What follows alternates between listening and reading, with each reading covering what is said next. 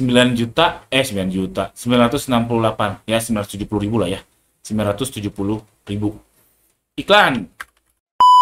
Ya teman-teman, sebelum lanjut nonton, tolong pastikan dulu teman-teman di bawah sudah subscribe ya. Karena subscribe itu mudah, gratis, dan ngebuat saya semangat. Semangat untuk bikin konten terus, yang mudah-mudahan bisa bermanfaat buat teman-teman. Buat teman-teman yang sudah sering nonton, please double check.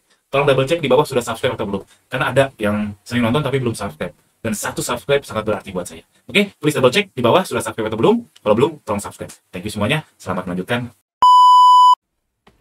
Assalamualaikum warahmatullahi wabarakatuh. Teman-teman, video ini mau bahas JMV Max Mastery. Jadi JMV Max gak bisa diulik? Apa iya? Oke. Saya berani jawab, bisa. JMV Max bisa diulik. Ada hal-hal yang bisa diulik dari JMV Max. Tapi saya berani bilang signifikansinya itu rendah. Rendah banget signifikansinya. Sekarang gini aja deh. Coba teman-teman jualan produk Labubu. Main JMV Max. Mau diulik kayak gimana pun gak akan naik. Karena demand-nya emang turun. Dan memang kalau pas zaman manual pun kalau misalkan sekarang katakanlah JMV Max masih iklan manual masih ada. Iklan kata kunci masih ada. Terus jualannya Labubu tetap susah juga. Apalagi pas JMV Max. Kalau pas manual kita bisa nyari keyword-keyword yang indie lah. Misalkan ada labubu apa yang mungkin orang nggak lihat. Kejelian kita itu penting sekali kalau main manual. Tapi tetap aja susah. Apalagi pas JMV Max. JMV Max kita nggak bisa ngatur hal-hal yang misalkan main di market yang niche market. Misalkan jualan labubunya ada labubu jumbo, misalkan kita nggak bisa maksa di JMV Max. Jadi bisa, tapi nggak signifikan. Yang paling signifikan adalah produk, tetap aja produk. Main zaman manual, zaman JMV Max, tetap produk yang utama. Cuman pas zaman manual, produknya udah tepat, iklan yang nggak tepat bisa ngaco. Tapi kalau misalkan zaman JMV Max, produknya nggak tepat, produknya tepat, main JMV Max, insya Allah bagus kok. Nanti akan saya kasih lihat contoh yang dimana iklannya biasa aja. Nggak perlu repot-repot, pusing, naikin, turunin, nggak perlu. Nanti akan saya kasih lihat. Oke? Baik lagi, apakah bisa diulik? Bisa, tapi signifikansinya rendah. Dan iklan itu sudah mudah, teman-teman. Iklan udah mudah. Jadi platform mencari cara supaya user-friendly.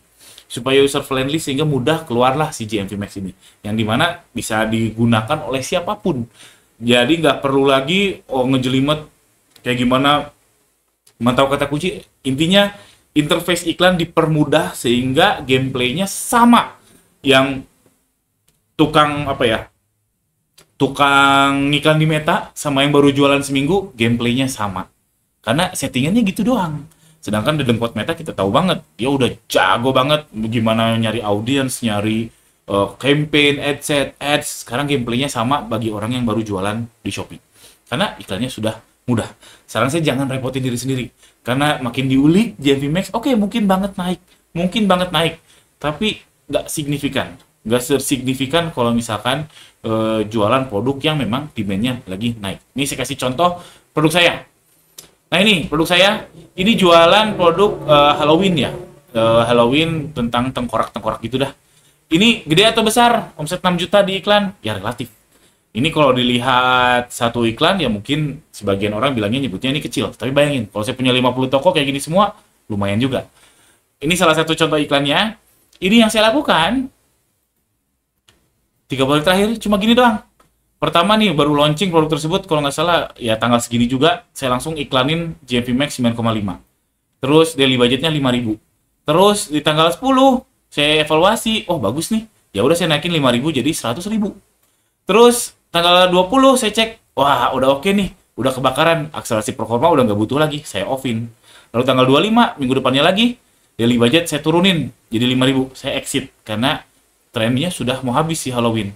Dan tanggal 29, sehari yang lalu kemarin, ini kan tanggal 30, kemarin saya stop, saya exit.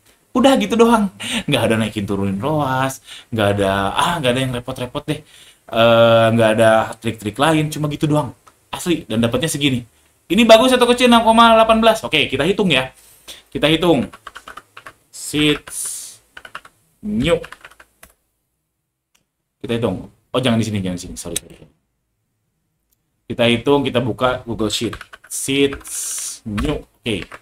Ini 6 juta ini menyesatkan. Aslinya nggak segini penjualannya. Karena ada yang order batal, macam-macam lah faktornya.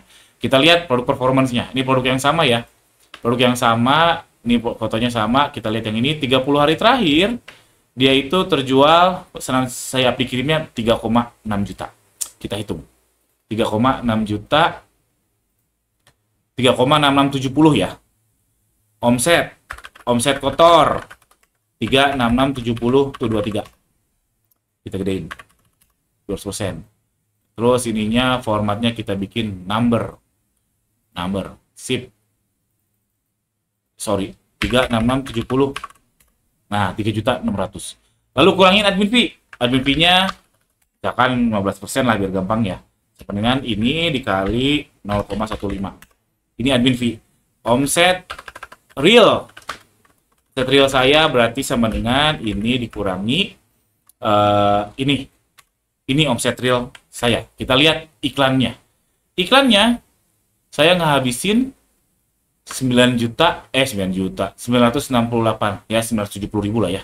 970.000. Iklan 970.000. Terus PPN iklan kali ini dikali 1,11. 0,11. 11% kan? Berarti total iklan sama dengan ini dikurangin ditambah. Ini ditambah ini 1 juta. Ini total iklan saya udah include PPN. Sehingga HPP-nya dulu. HPP-nya dulu saya terjual 40 pieces 30 hari terakhir. Berarti HPP-nya HPP saya itu produk itu tuh 35.000.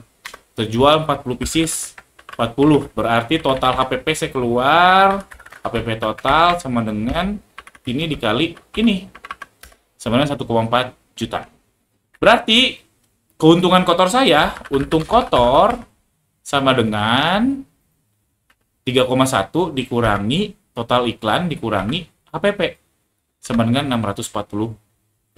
Gede atau kecil? Relatif. Kalau dilihat satu ini doang dalam sebulan 640.000 nggak bisa ngegaji. Gaji saya aja berapa? Oke? Gaji saya aja udah berapa? 640.000 nggak cocok. Kecil. Tapi kalau tokonya banyak, wah itu kita bicara lain soal. Cuman profit. Dan saya nggak pusing. Saya nggak pusing. Ini nggak diapa-apain teman-teman. Nggak harus fake order. Nggak perlu. Cuma gini doang. Karena saya jualannya produk tren. Produk tren itu mudah ngejualinnya. Ini segini. Tadi dengan performa segini saya untung kotor 600.000 udah dikurangi iklan, dikurangi admin fee. Bayangin kalau saya punya 50 toko, lumayan juga, ya nggak?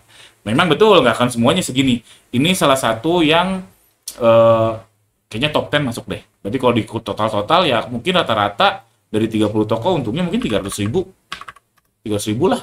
Dikalikan aja 30 kali 30. 9 juta, lumayan banget. Ini nutup, gaji saya nutup, gaji admin agak nggak nutup. Tapi ini dari satu produk, belum produk yang lain. Gitu, ini mudah banget. Jualan produk tren itu mudah banget. Jadi jangan repotin diri sendiri dengan maksain produk yang teman-teman jual. Kalau memang trennya turun, itu susah. Oke? Nah, jadi gimana dong? Apa yang diulik? Pertama, kalau teman-teman merasa turun, iklannya jelek, cek demand dulu. Karena gini, kalau demand nih, ada dua grafik ya. Ini misal ada dua garis. Ini misalkan grafik demand-nya lagi turun. Sellernya turun atau nambah? Mungkin bertambah. Artinya apa? Ketika di sini demand-nya agak tinggi, sellernya sama. Misalkan 100 juga. Terus demand-nya turun drastis, sellernya tetap 100. Artinya persaingan makin ketat. Dari persaingan harga iya, persaingan iklan mungkin bid-nya makin rendah, susah, berat. Studi kasus, contoh nih, kalau saya pantau keyword di kata kunci Shopee. Contoh, ini produk sepatu futsal. Tanggal 22 bulan 8 dia demand-nya 500.000. Dan terakhir saya cek tanggal 28 dalam 2 bulan itu turun setengahnya penjual demand sepatu futsal di Shopee. Mungkin orang-orang pindah ke padel ya. Kalau teman-teman maksain jualan sepatu futsal berat perih. Lebih baik switch gear, maju ke poin selanjutnya. Produk switch gear. Jadi produknya switch gear aja. Pedagang sepatu futsal ya udah switch ke sepatu padel misalkan. Saya nggak tahu bedanya apa. Kayaknya sama kayak sepatu badminton ya. Harusnya teman-teman bisa lakukan. Kalau teman-teman produksi sepatu futsal, teman-teman bisa juga produksi sepatu padel atau sepatu badminton. Switch gear, mau nggak mau. itu lebih signifikan daripada teman-teman ngulik-ngulik iklan ketika demand lagi turun. Dan GMV Max ini atau jualan di Shopee, kalau Shopee only ya, kalau teman-teman jualnya di Shopee doang, itu nggak cocok kalau teman-teman fokus hanya di sepatu futsal. Nggak cocok, teman-teman harus adaptif. Karena kalau nggak adaptif susah. Saya rasa semua platform ya, tapi saya pertegas, jika hanya jualan di Shopee only, dan teman-teman katakanlah produknya adalah sepatu futsal aja, itu gak akan cocok. Teman-teman akan tergilas zaman karena demand-nya naik turun. Tapi beda hal mungkin di TikTok atau di Meta, di landing page mungkin ada peluang. Mungkin ya, tapi kalau di Shopee only saya berani bilang gak cocok. Kalau teman-teman hanya fokus di di sepatu futsal aja, teman-teman kudu switch gear, yaitu ke padel atau sepatu badminton. Saya nggak tahu, saya belum pernah main padel ya. Teman-teman yang main padel, tolong tuliskan di kolom komentar di bawah. Saya nggak ngerti serunya apa main padel. Kalau main pingpong, saya suka dulu. Tapi ya gitu-gitu aja main pingpong, nggak tahu main padel. Jadi jabung ke padel. Ya intinya gitu. Jadi poin pentingnya, GMV Max bisa diulik, yes, tapi nggak signifikan. Lebih signifikan kalau teman-teman jualan produk yang memang demand-nya lagi naik. Tadi saya sudah kasih lihat iklan saya, jualan produk yang memang demand-nya lagi naik, nggak pusing. Profitnya bagi saya lumayan.